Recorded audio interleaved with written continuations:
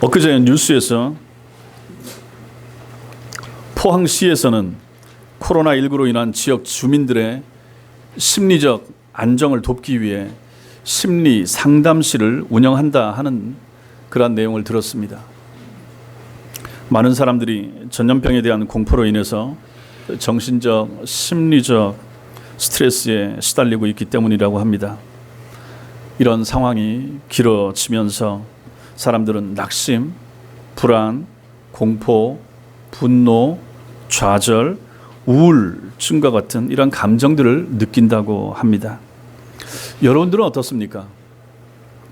이번 주는 좀 나아졌지만 지난주는 기대하며 기도했던 부분들이 더욱 좋지 않은 방향으로 흘러가는 것을 보면서 저도 낙심이 되고 좌절하는 마음이나 또 심지어는 이단들에 대한 분노, 또 혼자 목양실에 계속 앉아있고 책 보고 하면서 마음적으로 좀 우울해진다 하는 마음도 들었습니다. 이런 우리 성도들의 현실을 잘 보여주는 말씀이 오늘 우리가 읽은 시편 42편, 43편 말씀입니다. 오늘 시편의 이 시인도 우리와 비슷한 마음을 가지고 있었고 그에 대한 답을 명확하게 우리에게 보여주고 있기 때문입니다. 오늘 본문의 말씀을 통해서 우리가 마주한 현실을 어떻게 극복해야 할지에 대한 답을 찾고 그래서 힘과 소망을 회복하는 시간이 되시길 바랍니다. 먼저 고라 자손의 마스길이라고 이 표제어가 이렇게 기록을 하고 있습니다.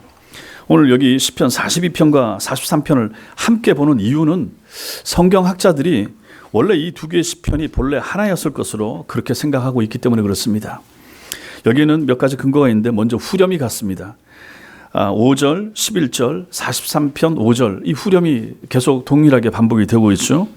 또 내용과 형식도 동일해서 두 편이 이 주제가 탄식입니다. 탄식의 주제를 다루면서 회복시켜 갈 것을 믿고 하나님께 소망을 두는 것으로 마치고 있습니다. 이걸 보니까 이 두 편의 시가 원래는 한 편이었다. 3년으로 된 한 편의 시였을 것이라 이렇게 생각을 합니다.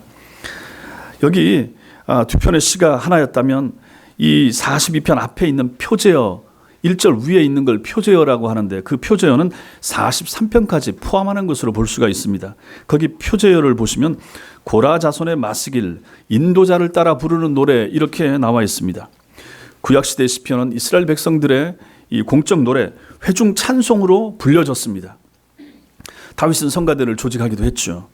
거기에 지도자들을 악장들을 세워서 인도하기도 했죠. 그래서 인도자를 따라 부르는 노래라고 적고 있는 것입니다. 마스길이라고 하는 것은 아마도 교훈적인 노래 이런 뜻일 텐데 정확한 의미는 모릅니다. 고라 자손의 마스길이라고 말합니다. 고라 자손은 우리가 구약에서 들어서 알죠. 출애굽 시대에 광야에서 250명의 지도자들을 이끌고 모세와 아론에게 반역하고 대들었던 사람이 고라입니다. 이 사람이 레위인이었죠. 모세와 아론과는 사촌지간이었습니다.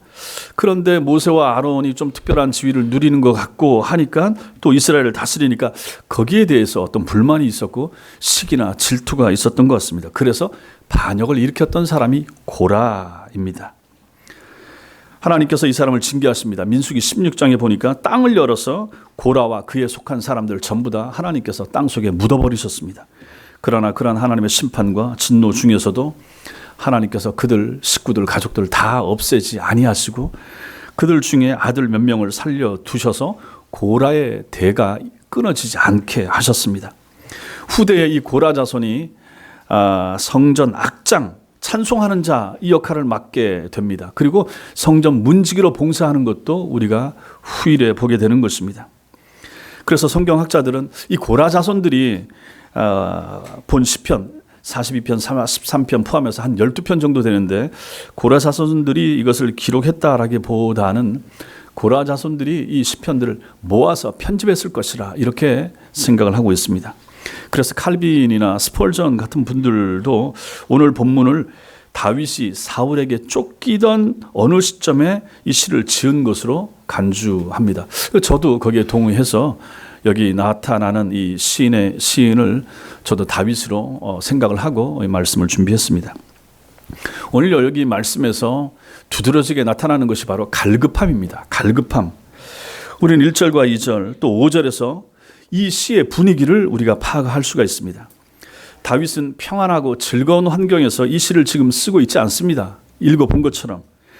그는 지금 깊은 영적인 침체 속에서 하나님의 은혜를 사모하고 구하면서 이 시를 기록하고 있습니다. 그는 하나님을 구하고 하나님께 지금 갈급함, 갈증을 느끼고 있습니다.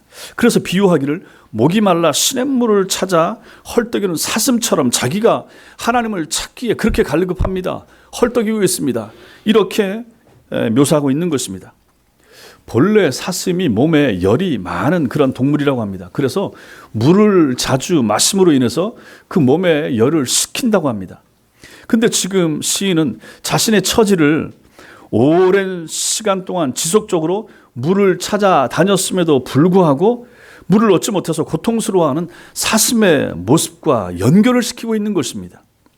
중동 지방 우리도 아는 것처럼 중동에 비가 잘 안 옵니다. 물을 찾기가 쉽지 않습니다. 이스라엘 같은 경우 1년 강수량이 한 600mm 정도 된다고 합니다. 그나마 그 비가 우기에 집중적으로 내리지 건기에는 거의 메말라 있습니다. 그래서 극심한 가뭄이 그땐 듭니다. 그래서 건기가 되면 다른 동물들도 힘들지만 특별히 사슴 같은 동물은 더더욱 힘든 거죠. 그래서 시냇물을 찾기에 갈급해하고 헐떡헐떡거리게 되는 것입니다. 아마도 건기에 사슴이 물을 찾아 헤매고 헐떡헐떡거리는 것을 다윗이 봤을 수도 있습니다. 목동 시절이든지 언제든지. 그래서 그것을 생각하는 것입니다. 그래서 다윗은 사울에게 지금 자기가 쫓기고 있으면서 하나님의 도우심을 바라는 자신의 심정이 바로 시냇물을 찾기에 갈급한 사슴과 같다라고 연결해서 이렇게 묘사하고 있는 것입니다. 사울에게 쫓기면서 다윗은 하나님과의 평안할 때 가졌던 하나님과의 정상적인 관계를 모두 잃어버렸습니다. 그렇지 않겠습니까? 하나님을 바르게 예배하지도 못합니다. 음악을 사랑하던 다윗이었지만 악기를 동원하여 악장들과 함께 하나님을 찬양하지도 못합니다. 하나님의 성소로 나아가서 마음껏 기도하지도 못하는 형편입니다. 이런 상황이 오래되고 그런데 이 변화의 가망성이 없어서 다윗의 마음이 더 힘들었던 것입니다. 고통을 받는 것이죠. 다윗은 기도했을 것입니다. 애타는 마음으로 들에서 기도했을 것이고 산에서 심지어 지난주에 우리가 보았던 굴 속에서도 기도하지 않았겠습니까? 그러나 하나님께서는 쉽게 응답해 주시지 않았고 오히려 그 얼굴을 다윗에게서 감추신 것처럼 느껴지기까지 했다 하는 것입니다.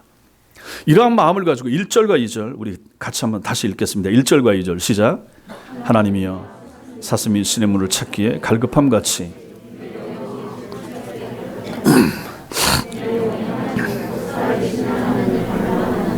내가 어느 때 나아가서 하나님의 얼굴을 배울까? 예, 1절에 표현된 다윗의 마음이 2절에서 더욱 깊어지고 있는 것을 보게 됩니다. 보세요. 1절 사슴, 2절에 누굽니까? 내 영혼, 납니다. 나 다윗입니다.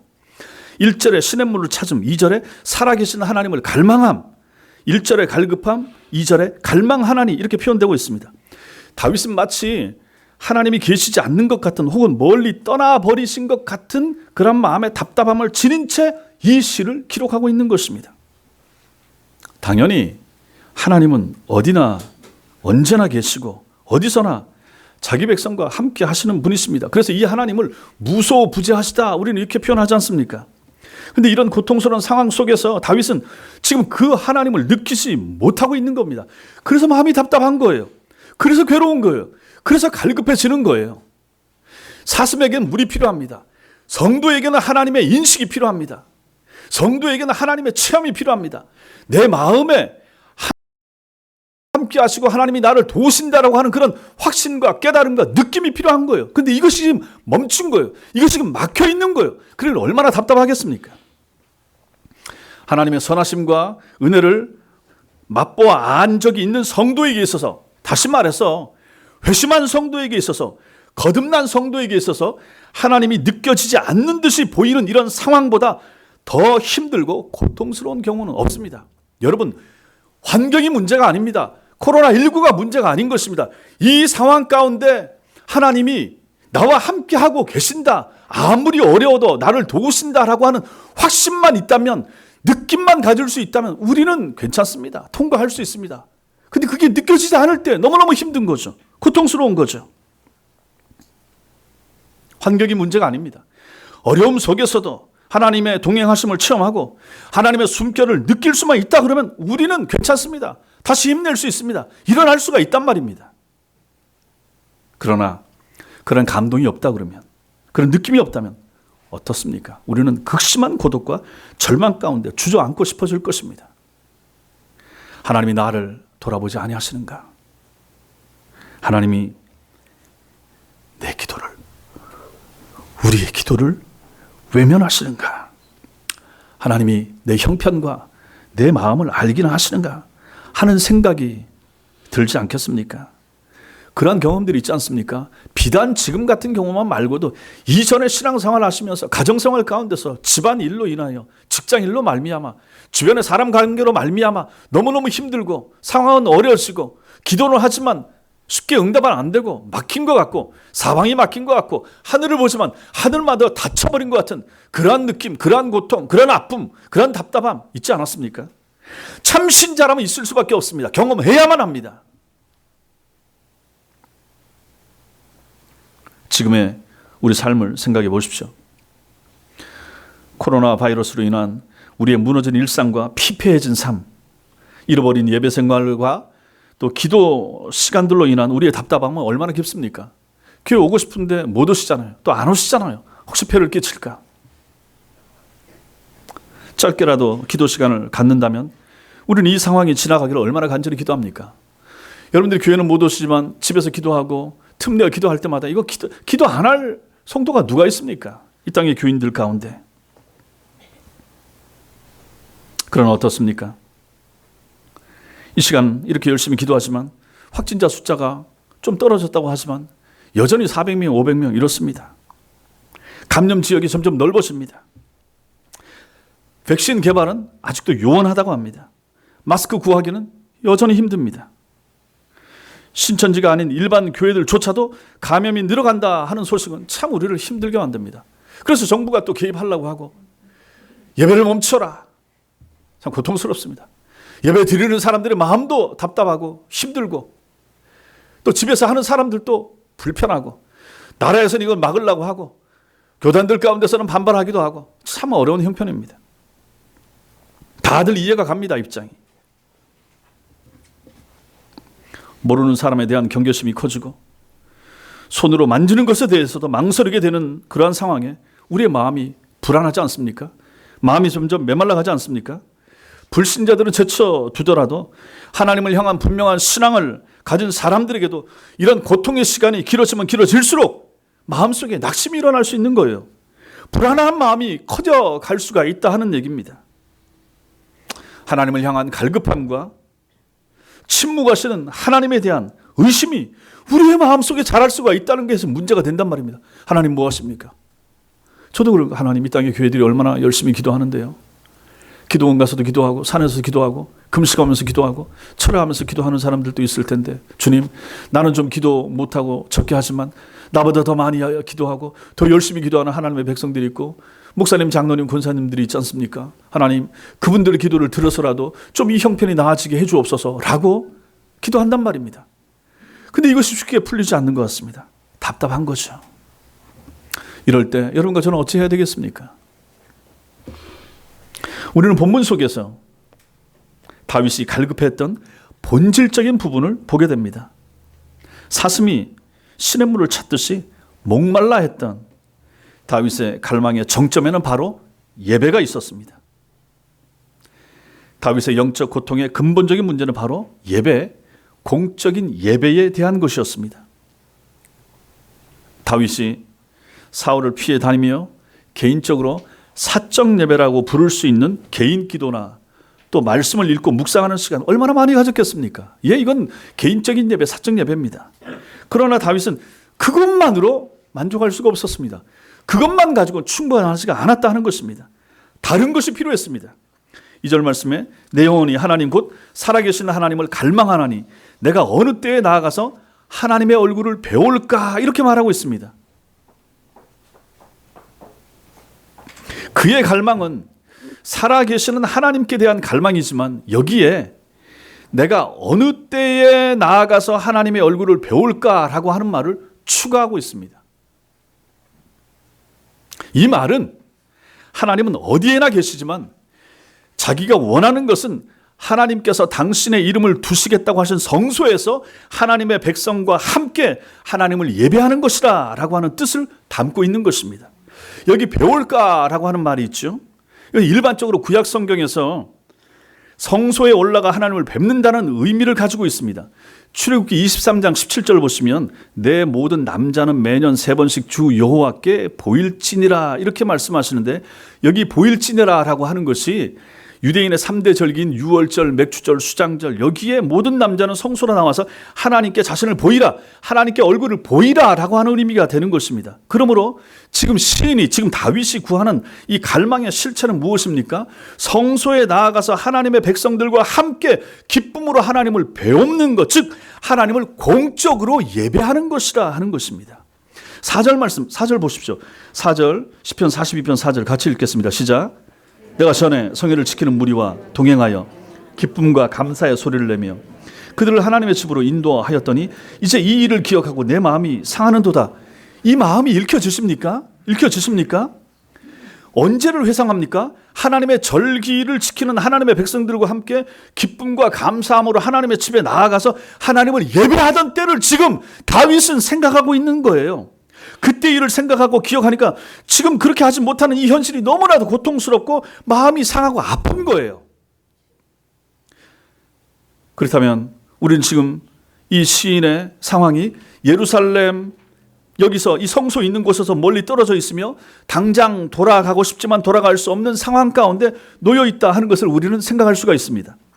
다윗의 적들이 3절에서 뭐라 그럽니까? 내 하나님이 어디 있느냐 하고 다윗을 놀리고 조롱합니다. 또한 6절에서 시인이 요단 땅과 헤르몬과 미살산에서 주를 기억한다라고 말하는 것으로 보아 그는 지금 예루살렘으로부터 멀리 떨어진 곳에 있는 것이 분명합니다. 아마 사울을 피해서 이리저리 도망 다니다가 거기까지 갔을 것입니다. 헤르몬이라고 하는 지역은 이스라엘 최북단에 있는 산입니다. 시인은 예루살렘에서 멀리 떨어져 있을 뿐만 아니라 지금은 돌아갈 수 없는 어떤 외적인 압박, 압제 가운데 있어 보입니다. 9절 말씀 보십시오. 내가 어찌하여 원수의 압제로 말미암아 슬프게 다니니까 이렇게 표현하지 않습니까? 시인은 하나님께서 어디다 계시는 것을 모르거나 부인하지 않지만 또한 개인적으로 하나님을 예배할 수 있지만 하나님 앞에 기도하지만 하나님 말씀을 읽고 묵상하지만 이 다윗이 지금 정말로 사모하는 것은 뭡니까? 공적 예배라라고 하는 것입니다. 하나님을 사랑하는 무리들과 함께 이전처럼 하나님을 바르게 잘 예배하고 싶어하는 마음이 다윗에게 있고 그 마음을 가지고 이 시를 기록하고 있는 것입니다. 성도 여러분, 이 구절들을 우리가 일반적인 상황이었다, 이러한 코로나19 같은 상황 이전이었다 그러면 이것을 좀 이해하기가 쉽지 않았을 것입니다. 왜냐하면 우리는 언제든지 예배를 잘 드리거든요. 마음만 먹으면 교회 오거든요. 마음만 먹으면 교회에 몇 번이라도 올 수가 있거든요. 누가 막는 사람 없거든요. 나라에서도 방해하지 않거든요. 지금 같은 상황에서는. 근데 지금 어떻습니까? 지금 그렇지 못하거든요. 교회 오고 싶은데 안 오시고 못 오시는 분들 계시단 말이에요. 몸이 안 좋아서 집에서 인터넷 통해서 예배 드릴 수밖에 없는 분들이 계신 거예요. 교회에서도 마찬가지입니다. 반드시 오십시오. 꼭 오십시오. 주일 성수는 교회에서 해야 됩니다. 라고 말하기 어렵다 하는 것입니다. 지금 상황에서는. 공동체로 모여서 우리가 이전에 모여서 드리던 것처럼 그러한 형태의 정상적인 예배를 드리지 못한 지가 지금 3주째를 우리는 지금 맞이하고 있습니다. 교회를 오고 싶으나 오기 어려운, 기도회를 갖고 싶으나 갖기가 어려운, 예배를 예배답게 드리지 못하는 우리의 지금 이 형편 가운데서 우리는 이 다윗의 마음을 읽을 수가 있다 하는 것입니다. 이제 좀 이해가 되는 거예요. 이러한 상황에서 우리에게 필요한 것이 무엇입니까? 다윗이 가지고 있었던 다윗의 마음이라 하는 것입니다. 하나님을 향한 갈급함으로 예배를 향한 갈급함이 나와야 된다 하는 거죠. 그 하나님을 사모하는 마음이 하나님 앞에 잘 예배하고 싶어하는 마음으로 이어져야 된다 하는 것을 다윗의 마음을 통해서 보게 되는 거예요. 들로 산으로 굴로 도망다니고 피해가고 있습니다. 그러니 같이 예배하지 못하죠. 공적인 예배 자리에 나오지 못하는 거죠. 하나님의 백성들과 함께 정상적인 예배를 못 드립니다. 그러니 그 마음 가운데서 안식일에 하나님을 그 날을 기억하면서 예배해야 되는데 예배하지 못하니까 눈물이 나는 거예요. 마음에 고통과 슬픔이 몰려오는 거예요. 이제 이 마음을 좀 이해하시겠습니까? 예배 드리시기 어려운 이 환경 가운데서 여러분 그 마음을 이해하십니까? 이게 뭡니까? 이게 뭡니까? 마스크 쓰고 예배 드리는 게 말이 됩니까? 찬송을 줄이고 십계명 낭독을 안 하고 이게 말이 됩니까?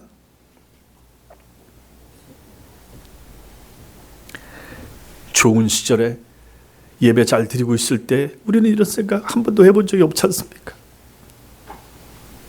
여러분 마음에 하나님을 향한 갈급함이 있습니까? 예배가 정말 소중해 보셨습니까? 모르겠습니다. 하나님께서 예배를 소중히 여기지 않고 대충 드리고 변질된 예배를 드렸던 많은 교회를 향한 하나님의 심판이 아닌가, 그런 마음도 드린 것입니다. 이런 좋은 시절에 하나님 앞에 얼마나 예배를 우리가 잘 드려야 되겠습니까? 예배를 견디고 예배를 힘들어하고 끌려 나오다시피 하고 예배 시간에 와서 졸고 집중하지 못하고 툭 한번 빠지고 하는 이러한 우리의 그러한 부족한 마음들을 우리는 이러한 예배를 이제는 눈에 보이지도 않는 이 바이러스로 인해서 드리지 못하겠는 이 현실 가운데서 여러분과 저의 예배 생활을 한번 생각해 봐야 된다 하는 얘기입니다.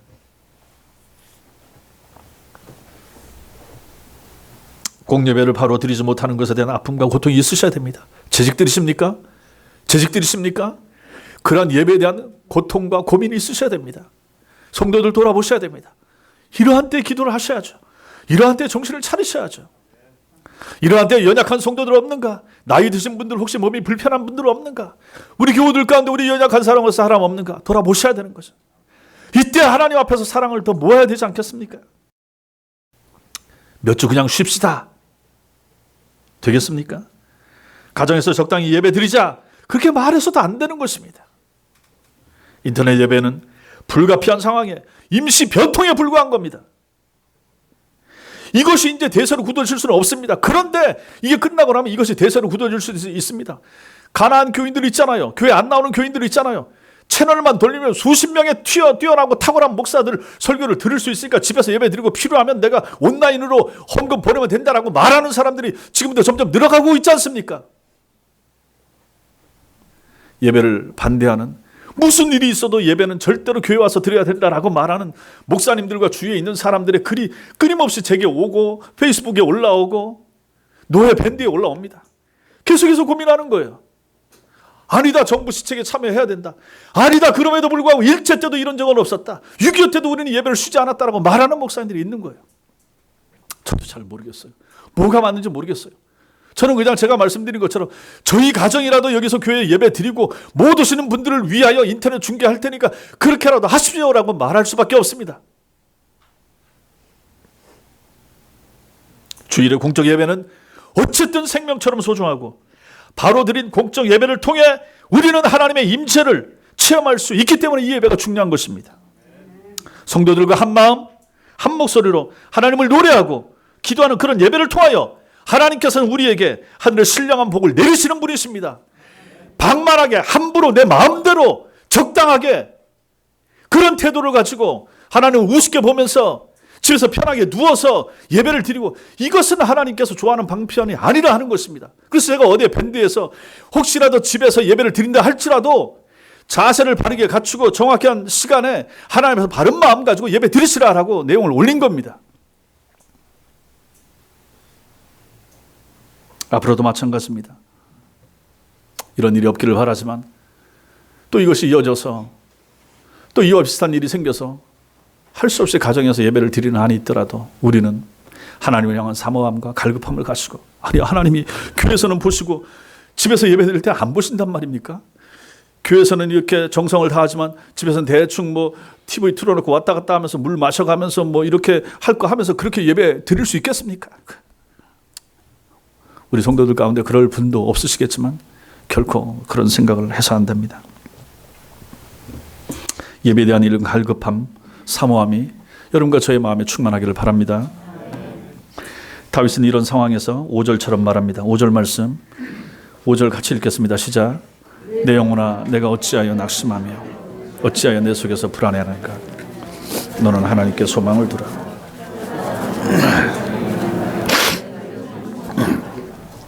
이것은 시편 42, 43편에서 세 번이나 반복되는 후렴구이자 전체 주제 구절이 됩니다. 여기서 다윗은 낙심하는 자기 자신을 격려하고 권면하고 있습니다.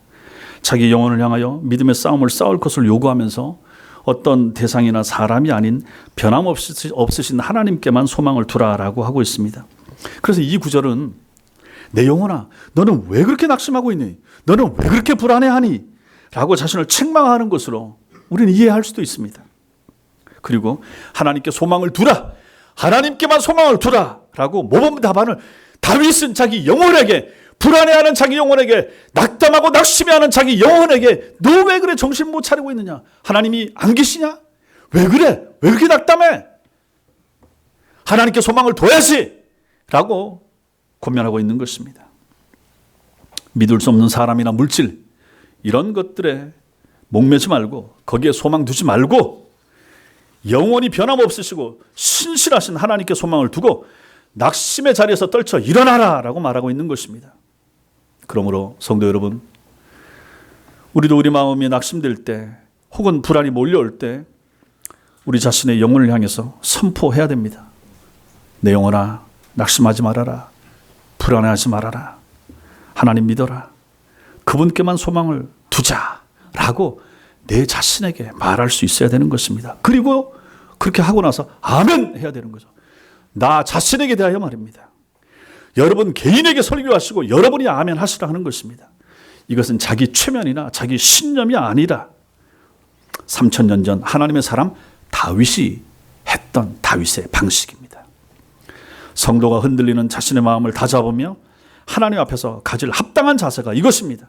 물론 우리가 이렇게 선포하고 그의 아멘으로 답한다고 해서 당장 고통스러운 환경이 사라지거나 좋게 변하거나 하지는 않을 것입니다. 하나님이 정하신 기한이 있고 그 일을 통한 하나님의 뜻이 있으시기에 우리는 그것을 통과해야만 하는 것입니다.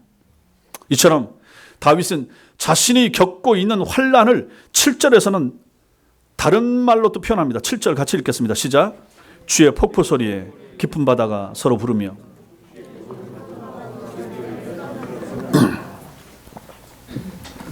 이것은 자기가 겪고 있는 모든 환난은 폭포 소리 같고 파도와 물결 같다라는 의미입니다.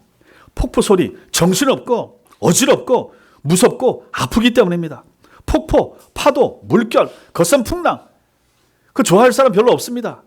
힘든 거죠. 그러나 이 모든 것들이 다 뭡니까? 하나님으로부터 주어진 것입니다. 폭포이기는 하지만 뭐라고 그럽니까? 주의 폭포 이렇게 말합니다. 거친 파도와 물결이기는 하지만 주의 모든 파도와 물결이기 때문입니다. 우리에게 나에게 필요하시기에 하나님께서 허락하신 폭포소리, 물결, 풍랑, 거센 파도, 고통 그것들이기 때문에 그런 것입니다. 지금 우리가 당하는 환난은 우리와 우리나라 교회들에게 하나님이 허락하신 환난이고 재앙입니다. 우리의 무게를 달아보시는 것일 수도 있고 알곡과 가라지를 가르치기 위한 하나님의 키질일 수도 있다. 저는 그렇게 생각합니다. 혹은 하나님이 원하시지 않으시는 예배에 타락한 모습들에 대한 징계나 벌일 수도 있을 것입니다. 궁극적으로 하나님은 이번 일을 통해서도 당신의 일을 하실 것입니다. 참된 교회는 여전히 하나님께 소망을 두고 더욱 교회 중심으로 모일 것이고 그 반대의 교회들은 또 그렇게 살아갈 것입니다. 그래서 시인은 이런 고통스러운 상황에서 어찌하여로 시작하는 질문을 반복하고 있습니다. 9절 보십시오. 9절 같이 읽겠습니다. 시작. 내 반석이신 하나님께 말하기를 어찌하여 나를 일으키셨나이까? 내가 어찌하여 원수의 압제로 말미암아 슬프게 다니나이까 하리로다. 지금 시인이 친히 겪고 있는 환난의 의미와 목적을 하나님 앞에 묻고 있는 것입니다. 2절도 다시 읽겠습니다. 2절 시작. 내 영혼이 하나님, 그 살아계신 하나님을 갈망하니 내가 어느 때에 나아가서 하나님의 얼굴을 배울까? 마찬가지입니다. 계속해서 묻는 거죠. 하나님 앞에서. 5절 말씀도 마찬가지고.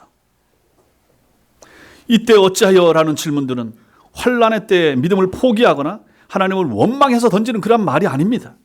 오히려 믿음이 있기 때문에, 신앙이 있기 때문에 경험하는 아픔과 하나님을 향한 소망을 절박하게 구하는 표현이 바로 이 말이 되는 것입니다. 하나님 사랑하고 믿기 때문에, 그 하나님을 의지하기 때문에 이런 질문을 하는 거예요. 그에 대한 답이 세 차례 반복되는 바로 후렴구절 되는 거죠. 이게 바로 5절 11절이 되는 것입니다.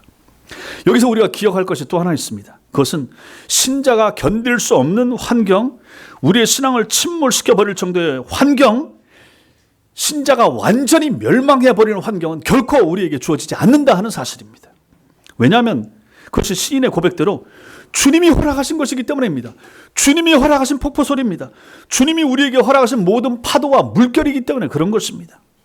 하나님이 모두 알고 계시고 그분의 주권 가운데서 우리에게 허락하신 하나님의 허락된 환난이기 때문에 그렇다 하는 것입니다. 하나님이 모르시는 환난이 어디 있습니까? 하나님이 주지 않은 환난이 우리에게 오겠습니까? 말이 안 되는 것이죠. 이것이 낙심 중에 있는 자기 영혼을 향하여 설교하는 다윗을 통하여 역시 낙심 가운데 있게 될 여러분과 저 같은 훗날의 성도들, 훗날의 교인들을 위로하고 격려하시는 지극히 현실적이고도 영적인 하나님의 처방이 되는 것입니다. 성도 여러분, 이게 답이에요. 5절이 답이에요. 5절이 답입니다. 내 영혼아, 내가 어찌하여 낙심하며 어찌하여 내 속에서 불안해하는가? 살아가면서 낙심하는 경우가 얼마나 많습니까? 불안한 경우가 얼마나 많습니까? 건강 때문에 불안해하고 돈 때문에 불안해하고 물질 때문에 자녀 앞날 때문에 낙심하고 불안해하는 경우가 얼마나 많습니까? 이때 하나님이 주시는 처방전이 무엇입니까? 하나님이 허락하시는 비책이 답이 무엇입니까? 너는 하나님께 소망을 두라 하는 것입니다. 하나님께 소망을 두라는 거예요. 뭐 답은 주지 않으면서, 돈은 주지 않으면서, 당장 확실한 건강은 하나님께서 장담해 주지 않으면서 하나님께만 소망을 두라 이렇게 말합니다. 이게 답이에요. 다윗에게도 마찬가지였습니다. 그렇다면 여러분과 저도 마찬가지 아니겠습니까? 이게 답입니다.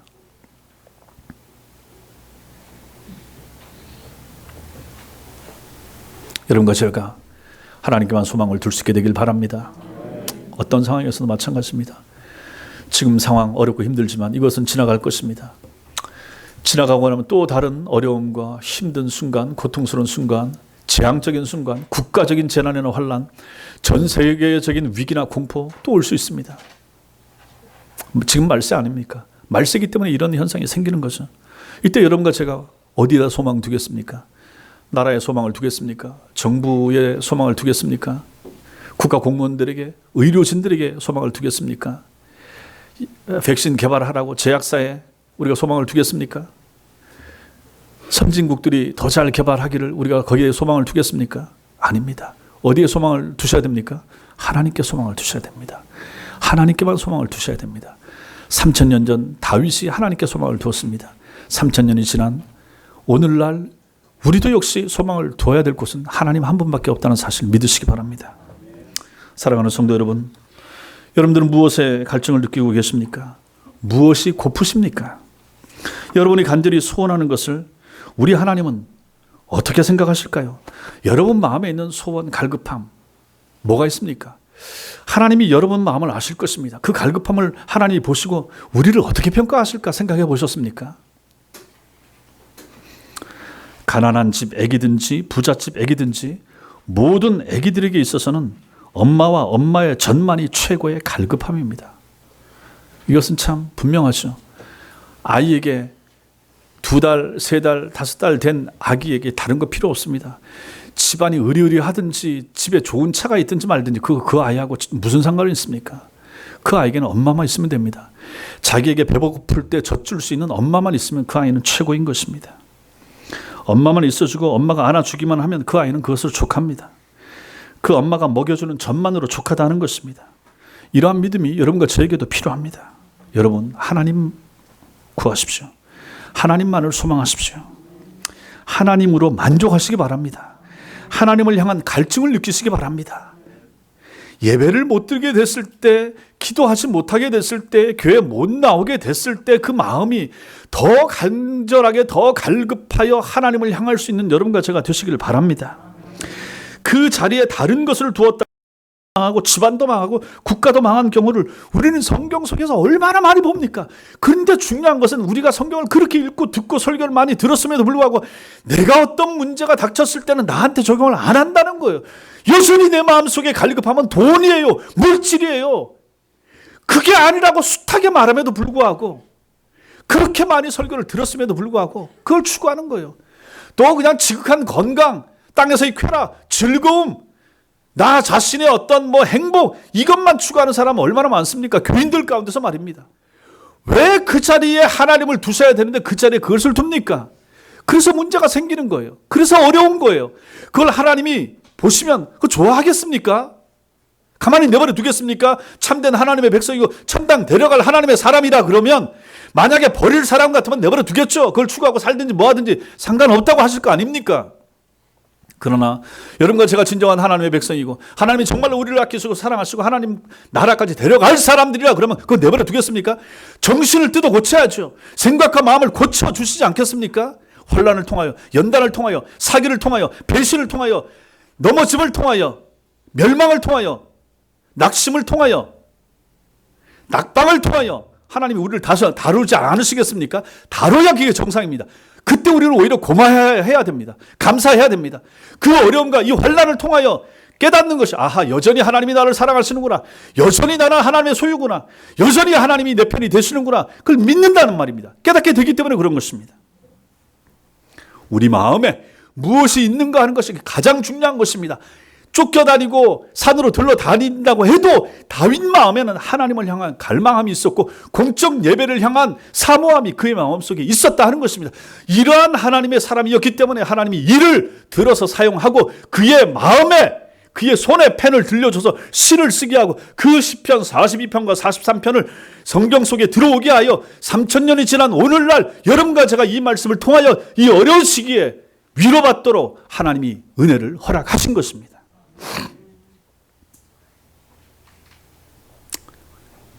우리를 도우시는 하나님을 늘 기억하시길 바라고 하나님께만 소망을 두시길 바랍니다. 그래서 그 하나님 앞에 그 하나님의 은혜를 갈구하면서 갈망하면서 시냇물을 찾아 헤매던 헐떡였던 사슴과 같은 마음과 심정을 가지고 그렇게 하나님을 섬기고 그렇게 예배를 드리고 그렇게 하나님의 교회에 충성하는 여러분과 제가 되시기를 주님의 이름으로 축원합니다. 기도하겠습니다.